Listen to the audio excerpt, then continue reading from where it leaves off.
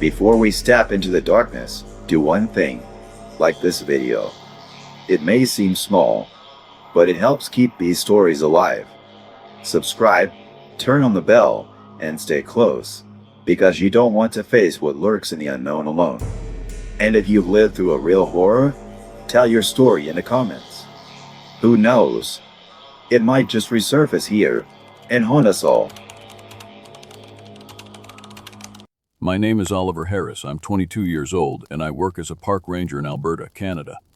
It's my first real job since finishing college, and I thought it was going to be a dream.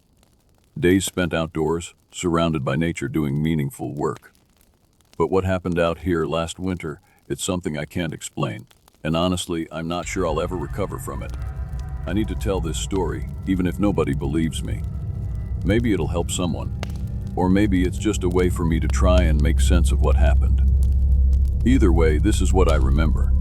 The first thing you should know is that Alberta's forests are breathtaking, especially in the winter. The way the snow drapes over the pines, the quiet that comes with it. It feels untouched, almost sacred. But that silence is sometimes it's too much. Sometimes it feels like the forest is holding its breath, waiting for something. It was late January, and a storm was rolling in. The kind that shuts down roads and keeps people locked indoors. Most of the other rangers had cleared out, either taking time off or stationed closer to town. I was one of the few left behind, stuck with the less glamorous tasks, inventorying supplies, monitoring the weather, and checking for any stragglers who might have wandered too far into the park. That's how it started. I was at the station when I overheard two of the older rangers talking. They didn't know I was listening, but their conversation stuck with me. "You hear about that old cabin up near Black Hollow Creek?" One of them said, his voice low. The other one chuckled, but it wasn't the kind of laugh you make when something's funny. It was nervous. "Yeah. Locals say it's cursed. Don't know why anyone would go near it." "Cursed?" The first one scoffed. "More like just plain bad luck. You know how many people have gone missing near that place?"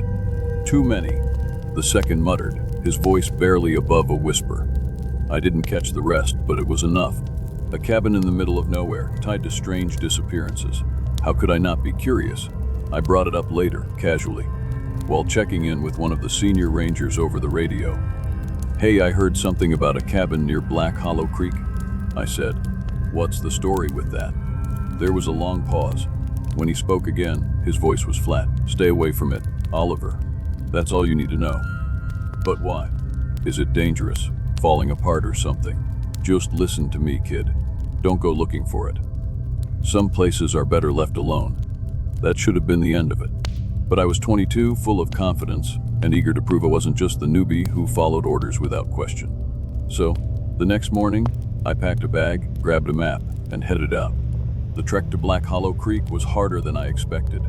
The snow was deeper here, untouched, and the wind cut through my jacket like it wasn't even there. But I kept going, the map in my hand and a mix of excitement and unease churning in my stomach. The forest felt wrong. I can't explain it any better than that. There was no birdsong, no rustle of animals in the underbrush, just the sound of my boots crunching in the snow and the wind sighing through the trees. After hours of hiking, I finally saw it. The cabin. It was smaller than I'd imagined, more like a hunting shack than a house. The roof sagged under the weight of snow, and the walls were weathered and cracked. But there was something else, something I couldn't quite put my finger on. The air around the cabin felt heavy, like the forest was pressing in on it. Or maybe it was the other way around. I told myself I'd just look around, take a quick peek, and then head back. I stepped onto the porch, the wood creaking under my weight, and pushed the door open. The smell hit me first. A mix of damp wood, rot, and something metallic, blood maybe. The inside was dark, but my flashlight revealed a small, cramped space cluttered with old furniture and hunting gear. Strange symbols were scratched into the walls, overlapping and chaotic, as if whoever made them had been in a frenzy. And then I heard it. A whisper. At first, I thought it was the wind slipping through the cracks in the cabin, but then it came again, clearer this time. Oliver. My blood ran cold. It wasn't possible. Nobody knew I was here. Liver. It was coming from deeper inside the cabin. Every instinct screamed at me to leave, to run, but I couldn't move. My feet felt rooted to the floor, my body frozen in place. And then, from the shadows, something shifted. I don't know how I managed to turn and run, but somehow I did. I didn't stop until I was back in the station, my lungs burning and my mind racing. That night, I didn't sleep. And the worst part, I couldn't stop thinking about the cabin, about what I'd seen, about the whisper that had called my name. If you're still listening, I need you to understand something. I should have stayed away. I should have let the warning sink in and left that cursed cabin alone. But I didn't. Curiosity got the better of me, and it almost cost me everything. What I'm about to tell you is the truth, even if it doesn't make sense. The next morning, the forest felt different, colder, quieter, like the trees themselves were holding their breath. I'd barely slept, tossing and turning in the bunk at the station, my mind replaying the whispers I'd heard in the cabin. I told myself it was just the wind. It had to be. But deep down, I knew better. I tried to focus on my tasks for the day, checking equip logging weather patterns, but it was useless. My thoughts kept drifting back to the symbols scratched into the cabin walls, to the smell of rot and the sound of my name whispered in the dark. By midday, I'd made up my mind. I had to go back. The trek felt shorter this time, though I couldn't tell if it was because I was more familiar with the path, or because the cabin itself was drawing me in. The wind had picked up, biting at my face, and the snow seemed deeper, as if the forest were trying to trap me. When I reached the clearing, I stopped dead in my tracks. The cabin looked different. The sagging roof and weathered walls were the same, but now there was something off. The windows, which had been cracked and empty the day before, seemed darker, as if something were watching from within. I hesitated, my breath fogging in the frigid air. Every instinct screamed at me to turn around and leave, but I couldn't. Something compelled me to step forward, to cross the threshold once again. The door creaked open on its own, and the smell hit me even stronger this time. Decay iron, and something faintly sweet that made my stomach turn. Inside, the symbols on the walls seemed to shift in the flickering beam of my flashlight. They twisted and writhed, like they were alive. The furniture, once covered in dust, now looked as if it had been disturbed. Someone, or something, had been here. I moved cautiously, my boots crunching on the wooden floor. The whispers began again, faint at first, like they were coming from far away. Oliver.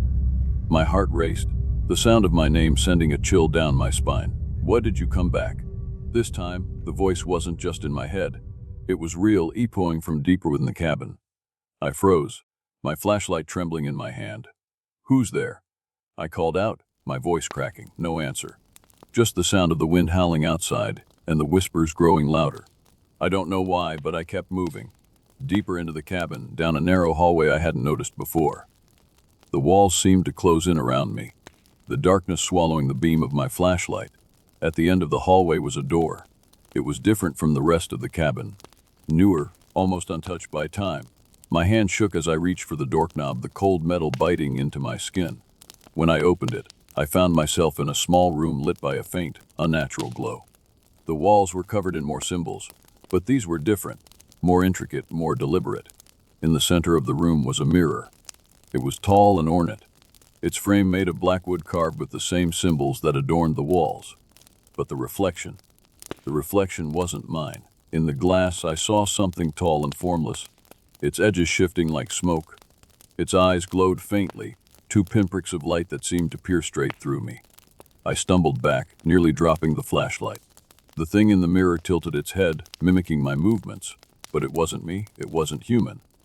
The whispers became deafening, a cacophony of voices speaking in a language I couldn't understand. My head throbbed, and my vision blurred as the thing in the mirror stepped forward, closer to the glass. And then, it smiled. I don't remember running. I don't remember leaving the cabin or the hike back to the station. All I know is that when I came to, I was sitting on the floor of the ranger station, covered in snow and shaking uncontrollably. The whispers were gone, but the feeling of being watched remained. That night, I locked every door and window, but it didn't help. Every time I closed my eyes, I saw the mirror. I saw the thing that had smiled at me, and I knew deep down that it wasn't over. This is the last part of my story. If you've made it this far, I hope you're ready to hear how it ends. I thought I could handle it, that I could rationalize what I'd seen. But what happened next had changed everything. I didn't sleep after what I saw in the cabin. How could I? Every time I closed my eyes, I saw that thing in the mirror, The way it tilted its head, the way it smiled. It wasn't just a reflection. It was real, and I knew it was coming for me.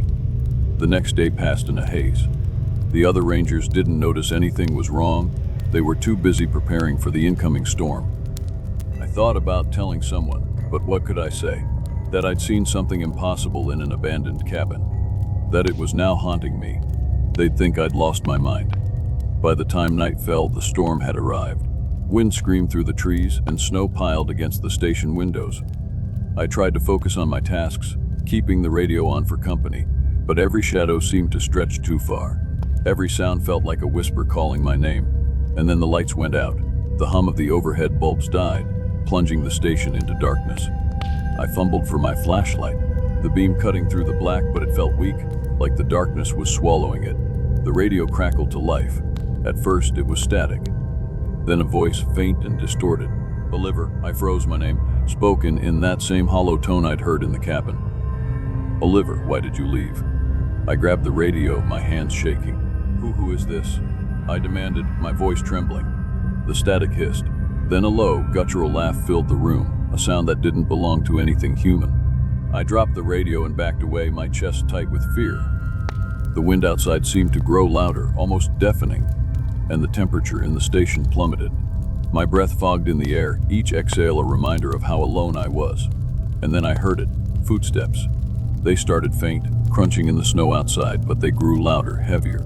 They circled the station, slow and deliberate, pausing just below the windows. I turned off the flashlight, plunging myself into darkness. Maybe if I stayed quiet, it would go away. But the footsteps didn't stop. Instead, they moved to the front door.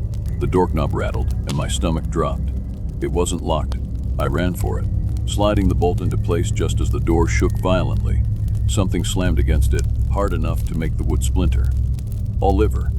The voice hissed, closer now, just on the other side of the door. I stumbled back, my mind racing. I grabbed the knife I kept on the desk and pointed it toward the door, though I knew it wouldn't do me any good. The banging stopped. Silence filled the room, thick and oppressive. I strained to hear, my heart pounding in my ears. Then, from the corner of the room, a voice whispered, "You can't hide." I spun around, the flashlight's beam trembling as I aimed it at the shadows. For a moment, I thought I saw something. A tall, formless figure, its edges shifting like smoke. But when I blinked, it was gone. The whisper started again, louder this time, filling the room. "Why did you come back? Why didn't you listen? Do you think you can leave?" The shadows seemed to move, creeping along the walls, closing in around me. I felt the air grow heavy, pressing against my chest, making it hard to breathe. And then I saw it. The mirror. It was standing in the corner, tall and ornate, its black frame carved with the same symbols I'd seen in the cabin. But I hadn't brought it here. The reflection wasn't mine. The thing from the cabin was there, grinning at me with those glowing pinprick eyes. It raised a hand, its fingers impossibly long, and beckoned me forward. I don't know why, but I couldn't look away. My feet moved on their own, dragging me toward the mirror. The closer I got, the louder the whispers became, until they were a deafening roar in my ears. And then the thing stepped out of the glass. It towered over me, its form shifting and writhing like smoke, its grin wide and unnatural. The air around it was cold, colder than the storm outside. I stumbled back, the knife slipping from my hand. It didn't matter. I knew it wouldn't help. The thing reached for me, its hand passing through my chest like mist. I felt it cold, sharp, and all-consuming. My vision blurred, and the world around me seemed to fade. When I woke up, the storm was gone. I was lying on the floor of the station, the morning light streaming through the windows. The mirror was gone, and so was the thing that had stepped out of it. But the marks it left behind were still there. Scratches on the walls, the faint smell of rot in the air, and the memory of that grin burned into my mind. I don't know what happened that night, but I know one thing, I'll never go near that cabin again. And if you're ever in these woods, and someone tells you to stay away from Black Hollow Creek, listen to them. Some places are better left alone.